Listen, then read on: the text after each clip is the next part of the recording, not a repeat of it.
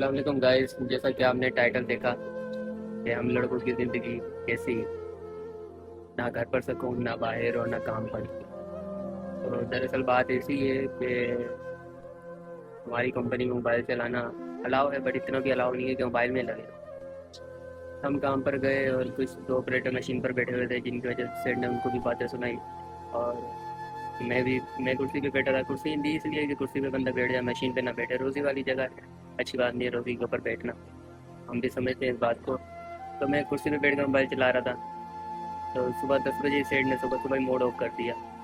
तो सेठ ने उनको भी बातें सुनाई और मुझे भी सुनाई। मैंने सेठ से सवाल किया, सेठ मुझे एक बात की समझ नहीं आई, आपने बातें सुनाई है ठीक है मानता हूँ, लेकिन समझ मुझे इस बात की नहीं आई कि वो लोग मशीन पर बैठे हैं, आपने उनको बातें सुनाई। मैं चेयर पे बैठा हूँ, आपने मुझे भी बातें सुनाई। अब हम करें क्या?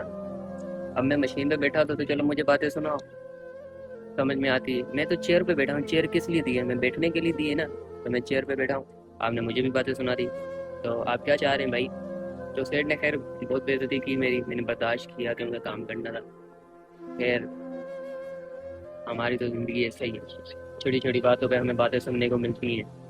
आजकल के सेठ ये समझते हैं कि बस हमने इनको ख़रीद लिया है, जबकि उनकी मशीनें हम चलाते हैं।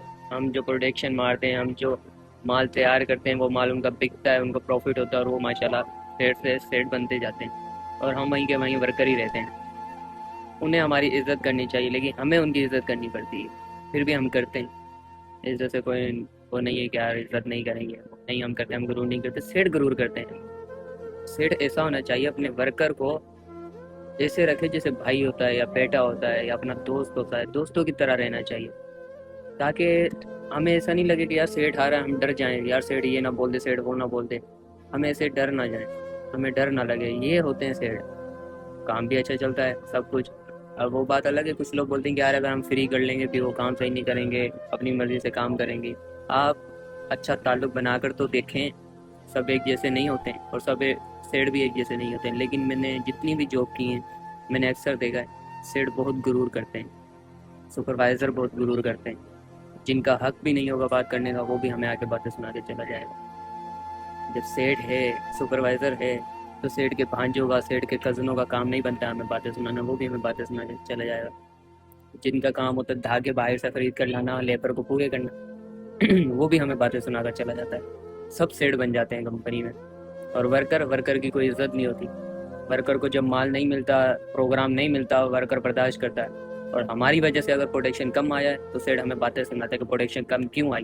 और सेठ की वजह से टाइम पे धागा ना पहुंचे, मशीन रुक जाए, तो सेठ को ये फ़र्क नहीं पड़ता। आज तो इतना बड़ा सीन हो गया है, मैं इंशाल्लाह कल के व्लॉग में वो सीन बताऊंगा कि आज मेरे साथ सीन किया हुआ। मेरी 9 बजे छुट्टी होनी थी, लेकिन मेरी 1 बजे छुट्टी हो गई, मैं घर आ गया हूँ। इसकी मैं वजह आपको कल के व्लॉग में बताऊंगा, वरना ये व्लॉग बहुत बड़ा हो जाएगा। ठीक है गाइस, बात सिर्फ इतनी सी है कि यार हम लड़कों की कोई ज़िंदगी नहीं है। ज़िंदगी तो उनकी है जो अमीर माँ बाप के बच्चे हैं, जिनके माँ बाप ने कारोबार बनाया हुआ है, उनकी तो सुन लो होती है। हम जैसे गरीबों की कोई ज़िंदगी नहीं।